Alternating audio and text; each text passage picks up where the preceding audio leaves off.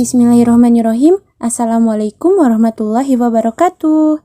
Saat ini kita sudah memasuki awal bulan Muharram, bulan ke-1 dari tahun Hijriah, tepat pada hari Kamis 20 Agustus 2020 atau 1442 Hijriah. Ada yang udah tahu atau pernah dengar apa itu kalender Hijriah? Nah, kalender Hijriah adalah kalender Islam yang mana kalender ini berbeda dengan kalender yang biasa kita gunakan di sekolah ataupun di rumah. Sistem penanggalan Hijriah ditentukan berdasarkan kala revolusi bulan, yaitu lama perputaran bulan mengelilingi bumi. Bulan membutuhkan waktu 29 hari untuk mengelilingi bumi satu kali yang dihitung satu bulan. Satu tahun dalam kalender Hijriah berjumlah 354 atau 355 hari dalam tahun kabisat. Sedangkan lama waktu yang dibutuhkan bumi kelilingi matahari yaitu kalender Masehi adalah 365 hari atau 366 hari dalam satu kali putaran yaitu satu tahun.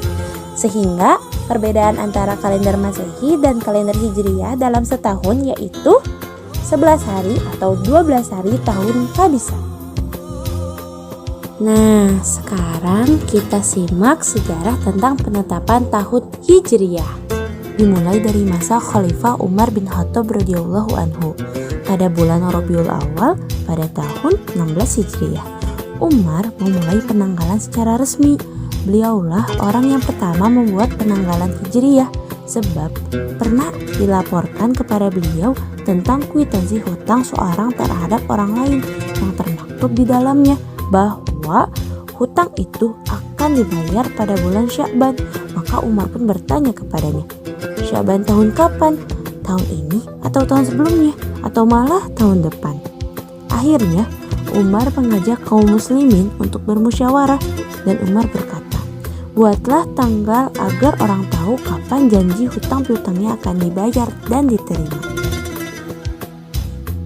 Disebutkan pula bahwa sebagian orang mengusulkan kepadanya agar mengikuti penanggalan yang dibuat oleh orang-orang Persia yang dimulai dengan kematian raja mereka.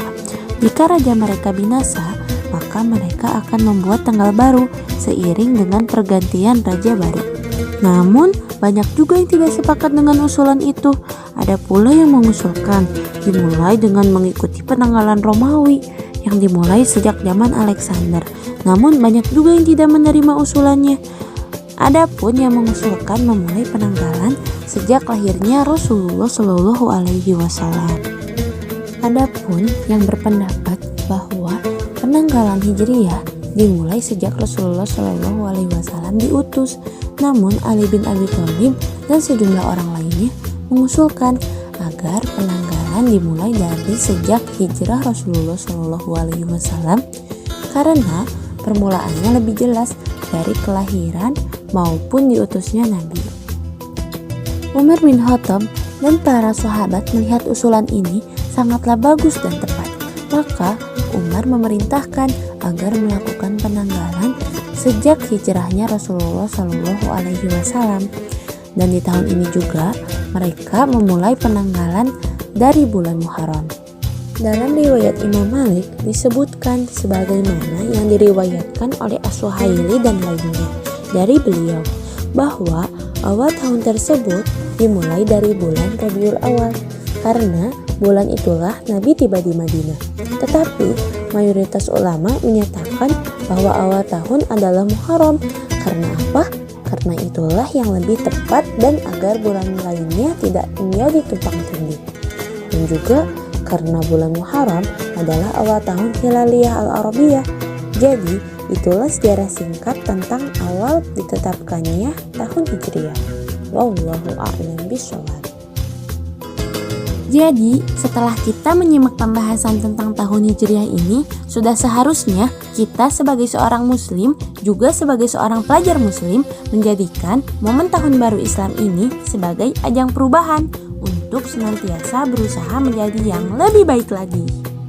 Juga lebih semangat lagi dalam melaksanakan kegiatan belajar dan kegiatan ibadah wajib maupun sunnah yang sudah Rasulullah contohkan kepada kita semua. Ali bin Abi Thalib radhiyallahu anhu berkata, barang siapa hari ini lebih baik daripada hari kemarin, maka ia adalah orang yang beruntung. Dan barang siapa yang hari ini sama dengan hari kemarin, maka ia adalah orang yang merugi. Dan barang siapa yang hari ini jauh lebih buruk daripada hari kemarin, maka ia adalah orang yang terlaknat. Na'udzubillahi min dzalik. Jadi jangan sampai tahun ini lebih buruk daripada tahun kemarin ya. Semoga Allah memberikan kelancaran kepada kita semua untuk beramal soleh dan melakukan hal-hal yang bermanfaat agar mendapat ridhonya. Wassalamualaikum warahmatullahi wabarakatuh.